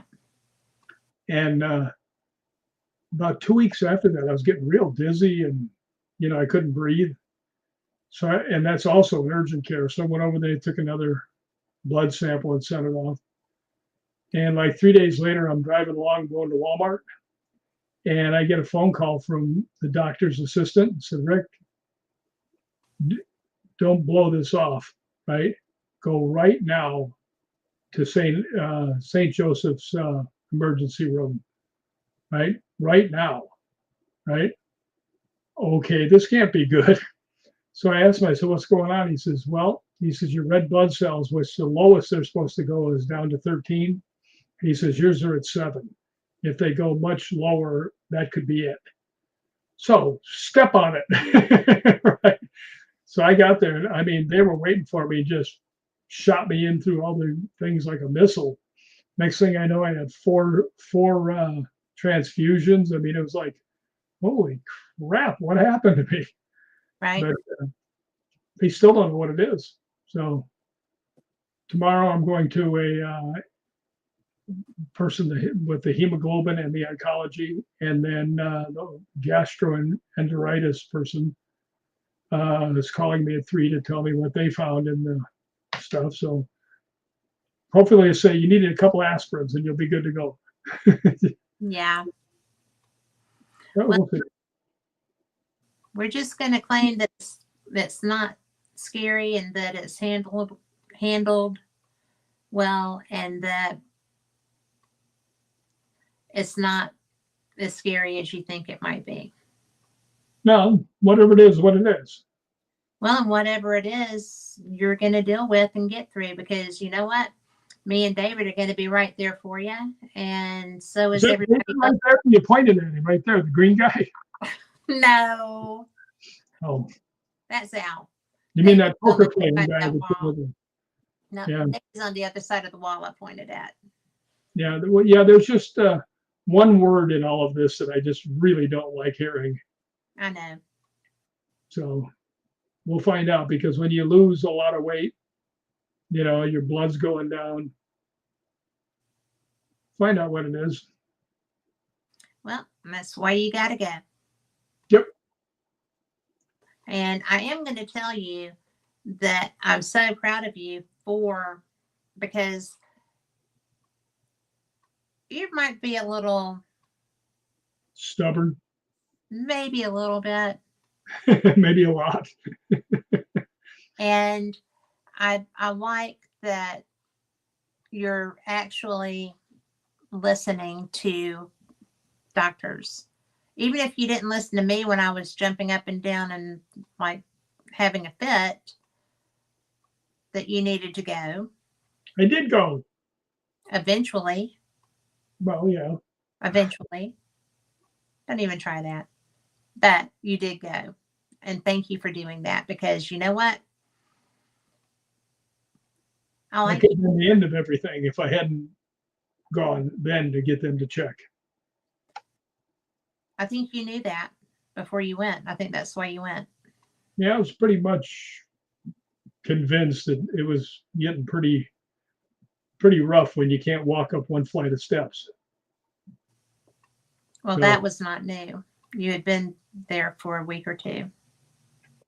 well, it was weird. A friend of mine from downstairs came up and she says, "Yeah, I got your message about, if you hear a big clank and call 911 and have them come in the window." Yeah. And I said, "Yeah." And she says, she said, "I was just wondering, do you want to go for a mountain climb anytime soon?" I was like, I know. um, How clueless can you go? I can't breathe. That's why they put me in the hospital. Now you want me to climb mountains? Oy. Well, she And she probably, didn't bring the dog. yeah. Arr, Arr. my part-time dog. Yeah. It's still there. I was just pounding it down because it has a tendency to go. That's not a good look for me. Well, I don't think that's a good look for anybody from doctors to nurses to ghost hunters. So it's it is what it is. So what part Yes, Ireland are you the most excited about? probably the causeway. Me too. I can't wait to see that. Yeah, that, and also once again the Hellfire Club, Yeah. I'm because pretty that did have some pretty good stuff. And this time I'll have my own recorder. So well, we'll all have our own recorder. I can't wait. We're gonna have so much. one thing you have to know about the Hellfire Club, Mhm. it's probably half a mile up a hill. Cool. And then you got to walk back down the thing, which was pouring rain when I I was have a great walking back. raincoat. And this was actually right after I blew out my knee. So trying to get up the hill and really trying to get down with Down is harder. yeah, that was, well, this one girl walked with me and, made sure I stayed upright. So that was pretty cool. It is pretty cool. Yeah, people are so nice to you. You always say that's your superpower. It is my superpower. People are real nice to me. You've seen it all the time. Well, I have, but I think that I think that you're so nice is also your superpower because people respond to you in kind.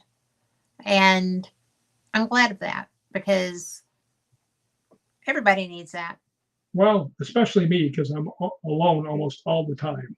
Yeah. So it's always nice to. I always like it when I go into Denny's and they come up. They go, "Rick, the usual," And when I go into Gelson's and like 5 or 6 different people who work there come up to Yeah. talk to me, that's always cool. It So, is cool. and I always ask them questions like, I said, "Have you got the blow up dolls in yet?" Not Well, yet. Come on. in Chorus, you're known as the disgruntled man. Well, that is true.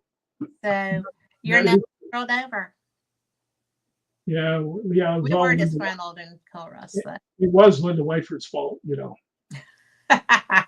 No, actually, it really wasn't. But She's so wonderful. that mook gave me a dirty look and said something across the bar. And I said, "You really want to go there again? Huh? Here." Yeah. Yeah. And then the owner of the place goes, "Wait a minute, I know you." And I said, "You do?" And he goes, "You're the disgruntled man." I was like, "Does that come with a cape or anything?" Well, we were disgruntled that day. Yeah. That Yeah, we had was, a nice argument right in front of the bus too. yeah, It's so funny. I don't think the people on the bus realized how much I was fighting on their behalf all the time. probably not.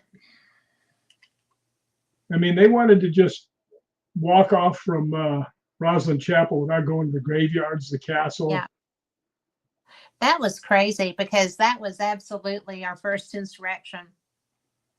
Yeah, So we were good at it. we built our skill as it was necessary. Well, we had backup. We had Jay, Natalie, Mikey, Julie. Yep. Three of my cousins, which Yeah. are like their own army by themselves. Yep. It was a good group of people in Oh, the back. yeah. Yes. And then you had Kathleen. Yep. I think Kathleen could do some damage. I would take Kathleen on my team any day. Yeah, me too. So I sent her a Instagram thing today because there was a little girl that was learning how to show her pony. Yeah. And I'm like, this reminds me of Kathleen. So I Yeah, don't know how she started with horses, but if she was a little girl, that would have been her. Yeah, there's so many pictures of her with horses all the time out. She's out running around with them. So Yeah. But it's really, and I mean, we're talking a big time TV producer and loves her horse. So yeah, I mean it's well, why wouldn't you love your horse? Your horse loves you. absolutely. And we really were an eclectic group of people on that tour. And those were not the people I would have treated that way if I were a business person No. trying to do something in the paranormal field. They asked me, one of the talent down in Tombstone, Mm-hmm. and I won't say her name, but he Right. said, weren't you the talent for one of this girl's things? I said, yeah. And he goes, would you suggest it? I said, well, if you're going to do it, make sure you get everything in writing twice. Yeah. Yeah. Yes. Well, if you've never run a business, especially a client-based business, then you think that you're it, right? But if you're running a business that is client-based, it can't be about you. No, it's got to be about who's there paying the money. Yeah, and it's got to be about doing what you contracted to do. And I always laugh and say that, under no circumstances should you ever seek a mysterious adventure, but it doesn't seem to be different from what I've heard. So there's that.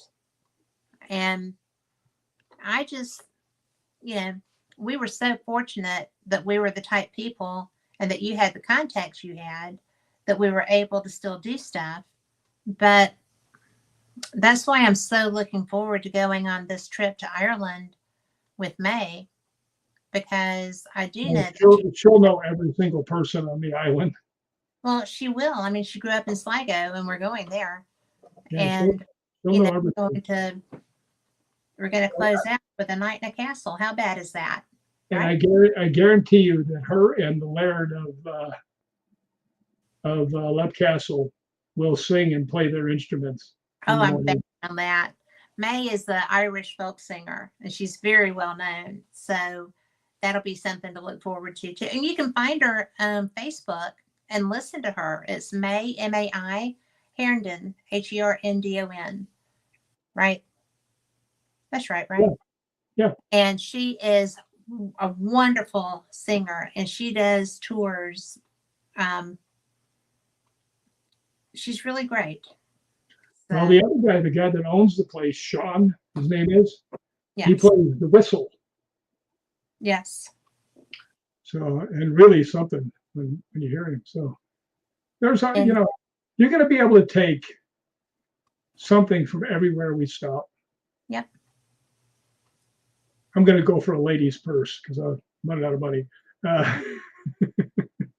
You're so fun. I had a rough upbringing. What can I tell you? Well, it's never boring. No, that was for sure. So, that's one of my favorite things about you is that you aren't. You find the good in a lot of things. And if I'm having a bad moment and we're talking, yeah, you're always like, oh, come on. What about this? And I'm like, well, yeah. I mean, and I don't get down that often, but when I do, it's just kind of like, I just need that reminder, right? Yeah, And you're good at that. everybody does. Well, you're good at that. So Everybody does. you're a good friend. Well, thanks. Wouldn't be a good friend if I didn't have one, you know. Well, there you So, go. so there, take that. I will to the bank. So what do you want? What do you want to close with? You've got a few more minutes, but um, other than Hellfire and the Giant's Causeway, I'm excited about the Giant's Causeway too. Night, Melinda. So, I think that I think I'm excited about seeing downtown, the city of Dublin, because that's another one of the places I've read about. You're welcome. Yeah, I'm just sitting here reading the thing here. It doesn't say in here anything about Dublin, though. But we're getting picked up at the airport and we're going to have lunch there. Okay. Yeah, but I am looking forward to the Giant's Causeway. That will be Tell pretty cool. people about that. Tell people why you're excited about that. Well, it's actually a natural formation that looks like UFOs did it, because it's like all straight up and down pillars, Yeah. and they're huge, and they're all along the coastline.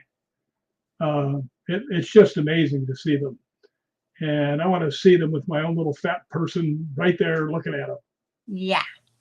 So that's what that one's got my attention, because I've never seen anything in person like that. Well, I haven't seen anything like that either. Yeah, the closest I've come were those Callistones, and then the well, in the desert. There's Well, you know what's going to be interesting about this? Oh, thank you for the healing energy, Melinda. Um, one of the things that I kind of going to be looking forward to here is there's only two places that I know out of this tour, yeah, so I'll be learning along with you guys. which will be fun.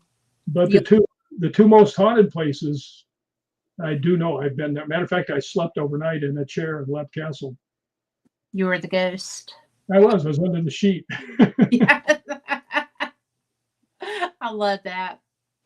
Everybody that was in that party came out, was taking pictures of me. The guy with the sheet over his head. Yeah. Well, that was the day that you got shot, though. You needed to rest. That was the day that I was outside, and I was pretty sure that was it. Yeah. And I'm not one to really build up a story like that, but I mean, what was happening when all of a sudden your vision goes like this, and then it goes circular, and then all your energy goes whoosh, out of you, and you're just going, this isn't good. This is not good. But fortunately, I didn't croak. Always a plus. Yes, I will eventually, but not anytime soon. Well, everybody has their moment. I'm just putting that out in the universe for tomorrow. I'll take that. I'll put that out too. You're not. Yeah, the only thing that worries me though is my breathing's been hard again this every once in a while. Well, your markers that you had low before are kind of low now. And that's why you were having trouble breathing, they said. That's why the transfusions. Yeah. Well, I think you see, I'm not hiding from you. It would be hard to. Yeah, my hemoglobin is 8.2, and it's between 13.2 and 17.1 is where you're supposed to be at. So it's pretty low. My red blood cell count it can be between 4.2 and 5.8. Mine's 2.2. So, I mean, there's a lot of blood issues. Well, as a friend, you know that. You know you're having trouble breathing again. You know that you're pale. And you know that you were told to go back under those circumstances Yeah, but I'm not by really, fast transportation. yeah, but I'm really not there. I mean, the thing that gets you, it's not the breathing so much. It's when you start to get dizzy and kind of agitated. And I haven't had that. So it's, How would we know? oh, that was harsh. That was, I'm sorry. that was so You know harsh. I like more than my luggage. And that's saying something. I like that luggage. But There you are. I am there. So, yeah, I'm just hoping for the best tomorrow and Yeah. get back to being better. And I think the girl downstairs is trying to kill me. Hey, let's climb the mountain. I just told you I've been in the hospital for 4 days getting transfusions because I can't breathe. Yeah. Yeah, so is that a no? You're not in my will, so relax. That's so funny. She sent me a message today saying, I hope today is the best day ever. How can we make it tomorrow too, just in case? Tomorrow. We want tomorrow to be the best day ever. Tomorrow would be good. Yes. And you know what? No matter what it is, we'll get through it. Yeah, no matter what. Eventually I'm going to be where I'm supposed to be. Yeah. And I'm pretty sure I know where that's going to be. So I'm not afraid of it at all. Well, you know what? I just know that you've got such faith. I do. You're one of the strongest people I know, and you have very great faith. And you know what? Almost none of my friends would describe me that way because I don't really share much with them. I know you. Yeah, you kind of sneak in there every once in a while. I don't know how you do it. You threaten me with the girl with the giant suitcase. I know what's going on. Yeah, you don't want us out there. Well, not when you slobber knock her in a, in a No, airport. no, I'm just teasing you. You know that the only thing I would ever wish for you is just the very best of everything. So, And the Farrah Fawcett blow-up dolls coming in. well, might as well wish for the real thing, a look-alike. But yeah, that was a very strong and powerful woman and brave. Unbelievable woman. Absolutely unbelievable. Had like one of the worst things you could ever have. Never bitched, never moaned. You know. Yeah.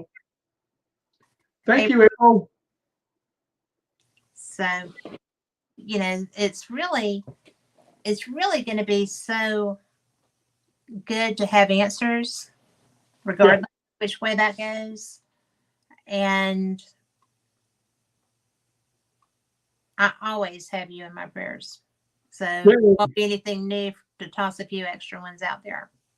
And David, I just figured tomorrow afternoon you'll hear me go, yes. yeah.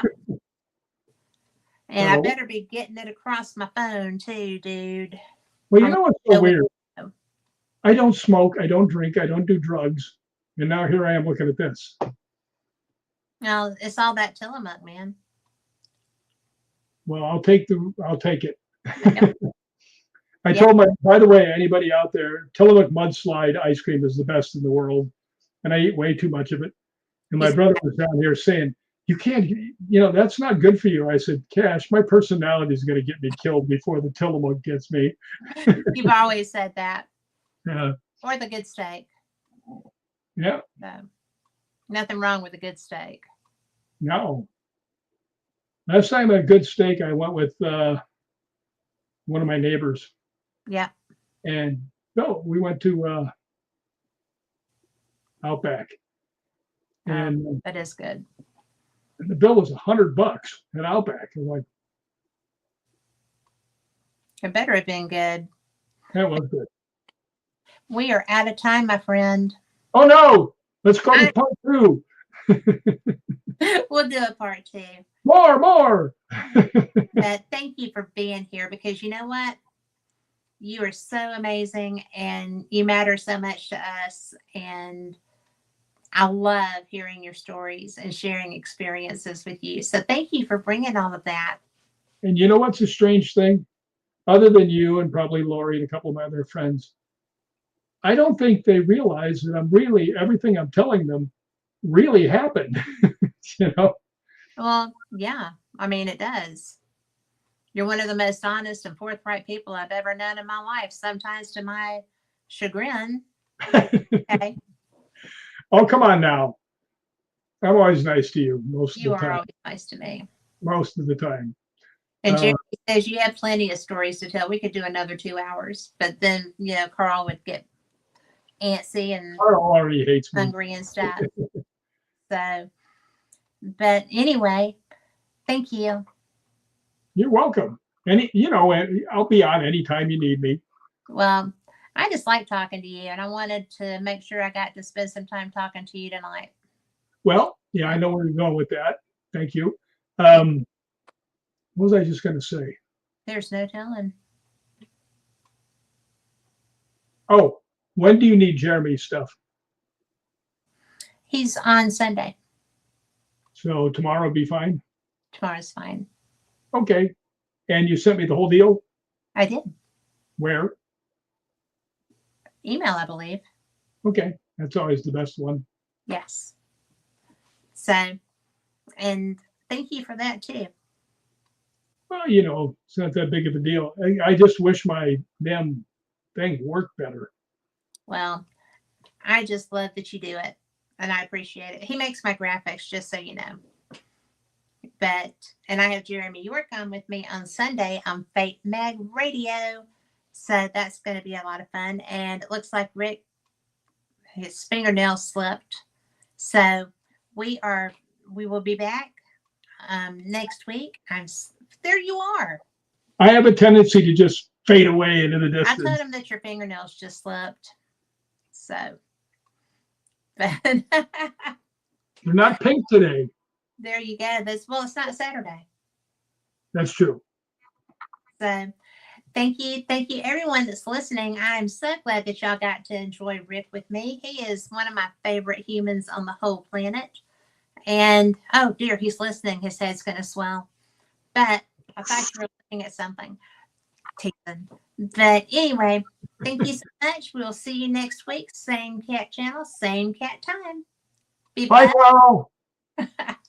Bye. Good night. Good night.